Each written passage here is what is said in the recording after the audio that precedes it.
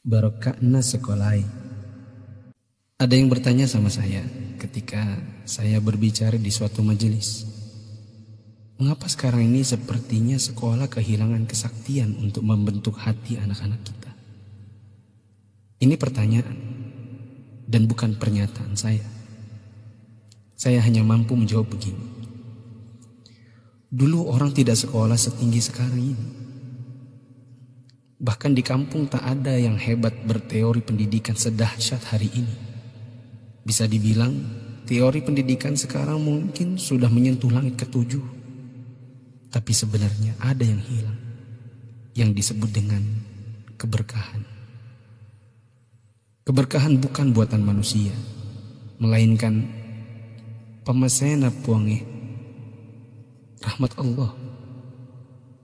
Bukan sekolah yang membuat orang sukses, tetapi Allah lah yang berada di balik semua kesuksesan manusia dalam usahanya.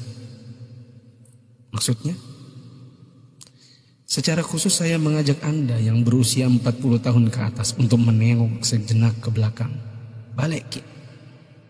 Ingat waktu kita sekolah di SD, yang nafas tak baru setengah-setengah, kita sudah disuruh ke sawah, membantu guru matanik menanam padi, membantu guru mencari kayu bakar di dare, di kebun, mengambil air untuk dipakai guru di rumahnya, disimpan di gumbang. Teori praksis pendidikan saat ini akan berkata bahwa ini tak ada hubungannya dengan kurikulum dan media pendidikan dan lain-lain. Kita disuruh mengerjakan pekerjaan oleh guru yang seakan tiada hubungannya dengan akademik. Bukan itu saja, bahkan mungkin kita pernah menjaga jualan guru.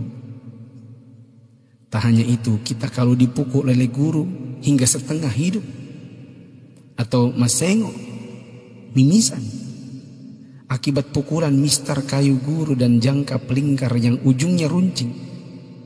Disinilah intinya. Atas itu semua, pernahkah orang tua kita protes? Pernahkah orang tua kita mengeluh dengan tugas-tugas tadi?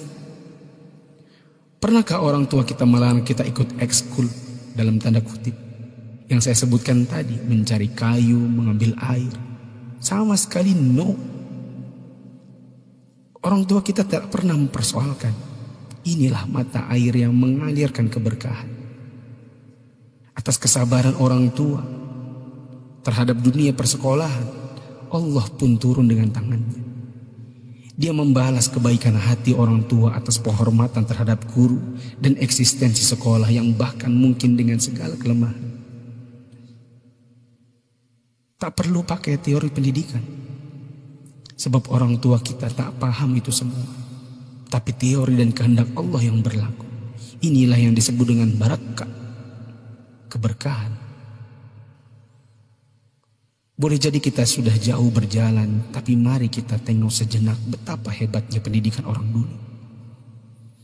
Kebodohan guru zaman dulu dengan ekskulnya, serta kesabaran orang tua dengan ketidakpahamannya, rupanya mengusik Allah Ta'ala dengan menurunkan barakah pamasya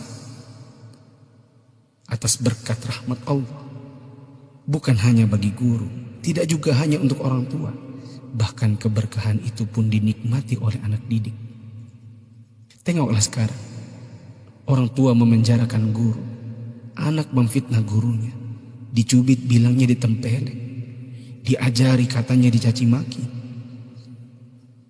dinasihati lapornya dihina, ditegur ujarnya dipermalukan.